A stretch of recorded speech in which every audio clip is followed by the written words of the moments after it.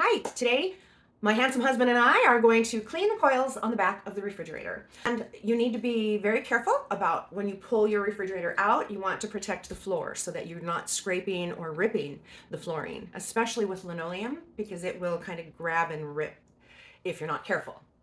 It's easy to not do that, but please be aware that that can happen. Now, let's get you going on this. Tools needed: vacuum, Phillips screwdriver, cleaner and cloth, skinny brush. Since we've got the coffee bar moved, I'm able to dust the wainscoting, however you pronounce that, wainscoting, on the wall here, and then I'm also going to be able to clean the floor underneath where it sits and the refrigerator sits. So be prepared for that too. Pull the fridge out. We're going to vacuum down here, and then we're going to start at the back of this, and you can see right there all that dust, and that is just going to be packing. It's been a year. It's going to be packing in there. Okay, so we have vacuumed back here, and now I'm going to use a Phillips screwdriver and take off this cover so that we can get inside.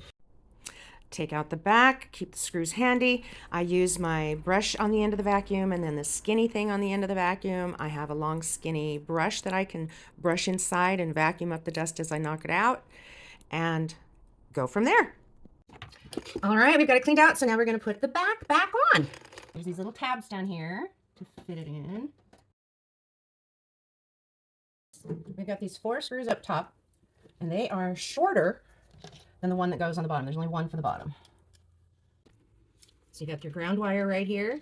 Your screw is going to go through that and into the hole. And there we go. Ta-ta-da-da! One of the things to keep in mind for your refrigerator, it needs to be level. And so we have to put, our floor is not level, and so we have to put some boards underneath the back of it so that it is level. So keep that in mind. We really hope this helped.